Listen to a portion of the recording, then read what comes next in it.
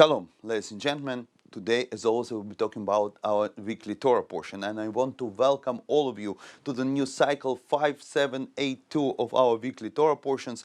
Unfortunately, we begin not with this first chapter due to the closeness of the holidays to the Shabbat, but we begin with the chapter Noach. This is one of my most favorite chapters in the Torah, but especially my favorite character in the Torah is Noach, and we will get back to him in a few moments. But there is one commandment in this weekly Torah portion that is very intense. It's mentioned twice in a gap of the 6 sentences. The commandment of Pru Urvu, be fruitful and multiplying, and fill out all the world with the humanity. This mitzvah is mentioned first of all as a blessing at the first sentence of the ninth paragraph of the book of Bereshit, immediately after the conclusion of the flood, which is the main story of our weekly Torah portion. And it says that God blessed Noach and his children to be fruitful and multiply. And 6 sentences after that, in the sentence number 7 in the ninth paragraph of the book of Bereshit, it says again,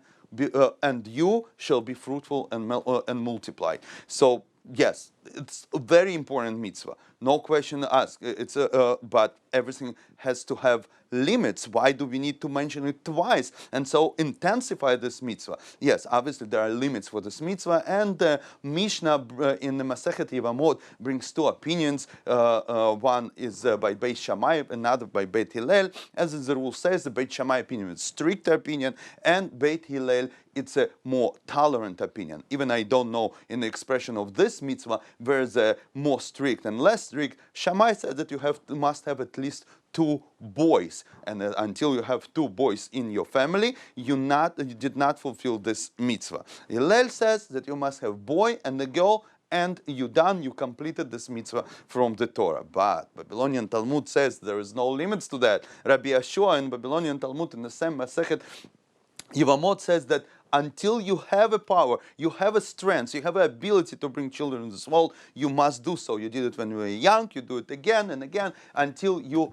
have a possibility. On this, Rambam, already in the book Mishnah Torah, the halachical book, the book of law, he based his halacha in a little bit more poetic way, not very identifying by Rambam, but he says that you should not ever stop. All the time that you have a potential to bring more children, you shall fulfill this mitzvah. And because every single soul that you bring to this world, you bring the whole entire universe. You build a whole entire universe. And another scholar, commentator of the Torah, Ramban Nachmanid, he pays attention that this mitzvah mentioned twice, actually in exactly the same language that is mentioned before in the Parshas Bereshis. But he says that the first time he paid attention to a very interesting detail when it says that God blessed Noah and his children to be multiplied. He gave them a potential,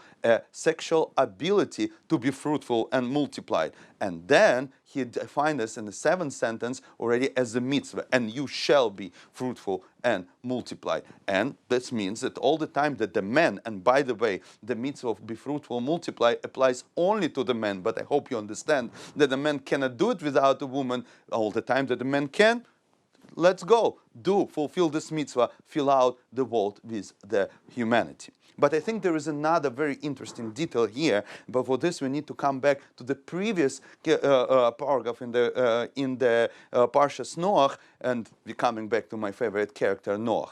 Noach was an amazing character. Yes, a lot of our sages criticized him that he was not so initiative, but there is a very interesting way how Noach stepping out from the ark at the conclusion of the flood. It says that Noah comes out, then his children, his 3 sons, then his wife, then the wives of his sons.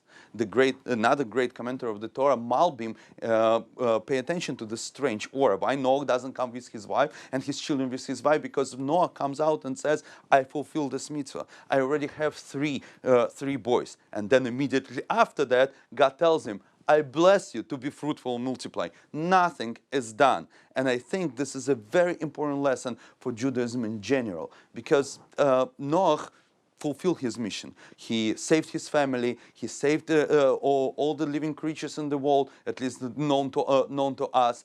But then he thought this is it. I'm coming back to the restored world, the world that was original at the time of the Gan Eden, where the first human was placed. And he thought that the work is over. We can see it in his actions when he plants the grape tree, because the wine, because he believed that this is a fruit of the tree of the knowledge of good and evil, and the job is complete. He is back to the Gan Eden, and God tells him, stop right here. I bless you to be fruitful and multiply. Nothing is done. This is just at the beginning. There is no finishing lines in Judaism. Every finishing line, it's a starting line of the new journey. And all the time that you have strength, you must move on. Thank you very much. Atzlocha. See you next week.